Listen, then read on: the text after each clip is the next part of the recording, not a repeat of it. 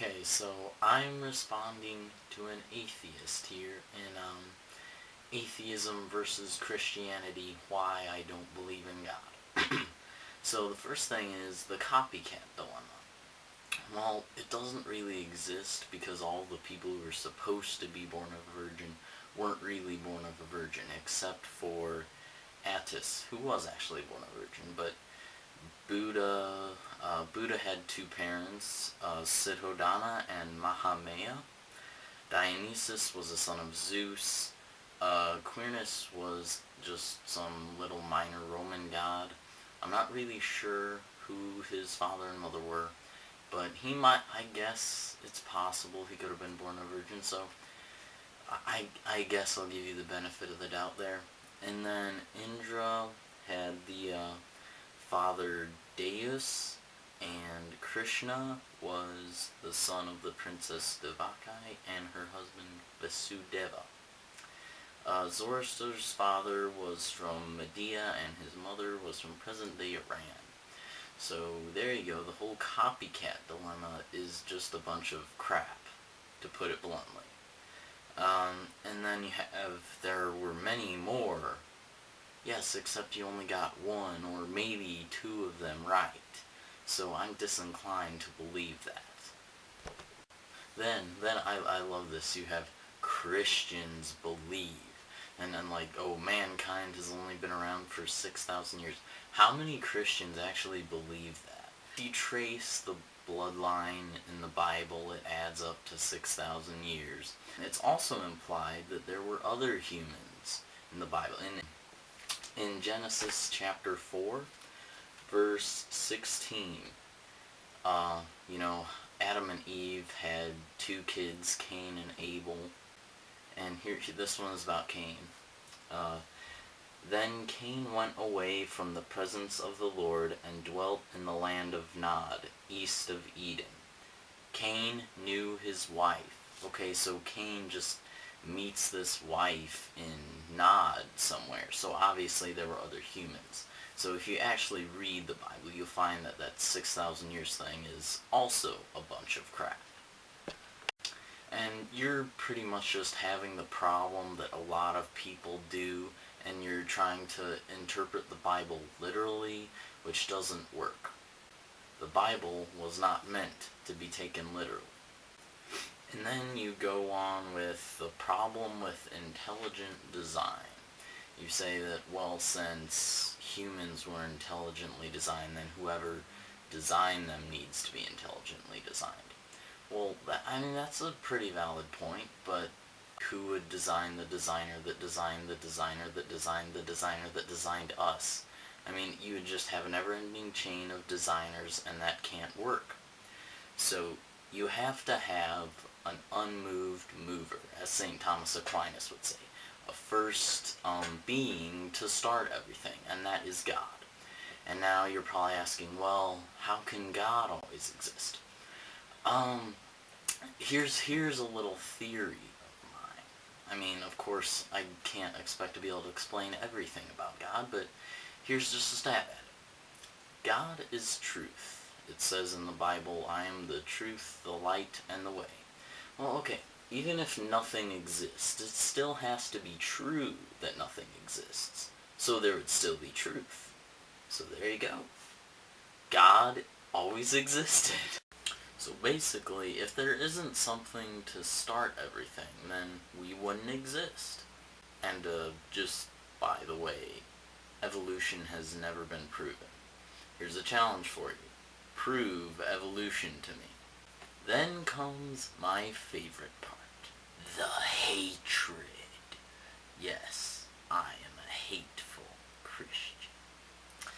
Okay, so you're trying to blame, like, wars and killing and everything on religion.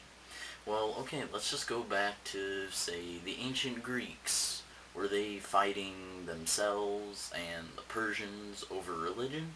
No, it was a power struggle and over money and shit.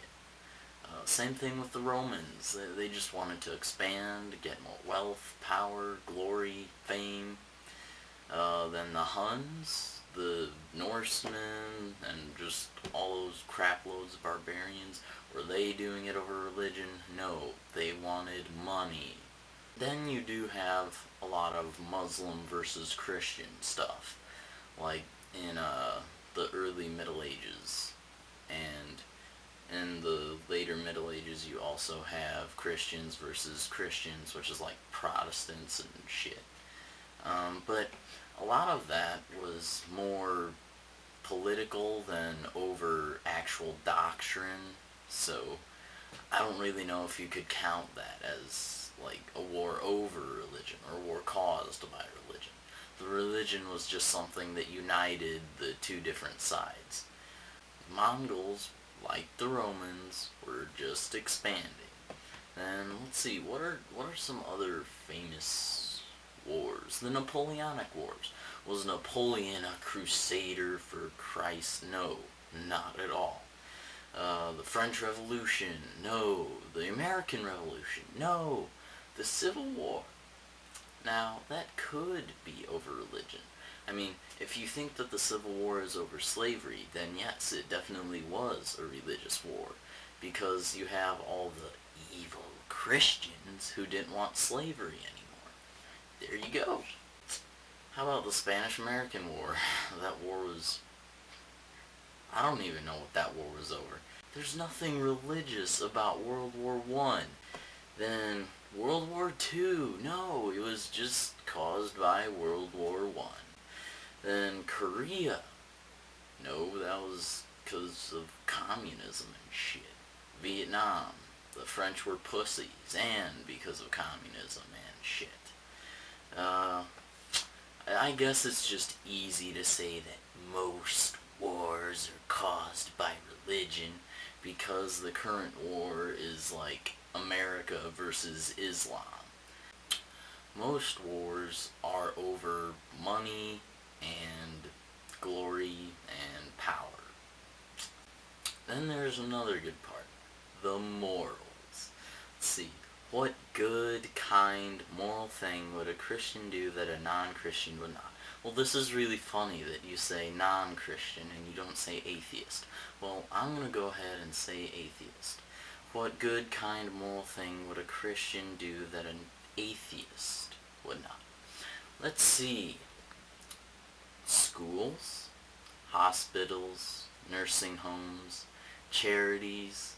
Yeah, the Catholics and Christians in general, the Jews, run a lot of those things.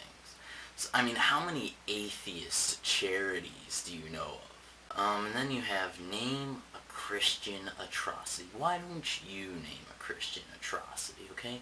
I'll name some non-Christian atrocities. How about abortion and all the mass murder under communist regimes? And by the way, communists just happen to be atheist. And then you go on to say that there is no obvious presence of God, and why is it more likely than any of the other theories about whatever? I don't even know what theories you were talking about. I'm guessing about theories about existence. Well, existence, like I said before, is the biggest proof of God. It's human spirituality. Pretty much every culture has had a religion or worshipped a god of some sort.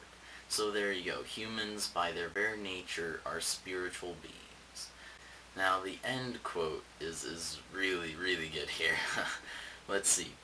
We must question the story logic of an all-knowing, all-powerful God who creates faulty humans and then blames them for his own mistakes. Or you could just say that God was so nice and loving that he decided to give us free will, and so, yeah, we do mess shit up. Yes, I am subjugating you. Just say how the Bible subjugates women. It condemns homosexuals? No, it condemns homosexuality. The sin, not the people. There you go. Justice will prevail.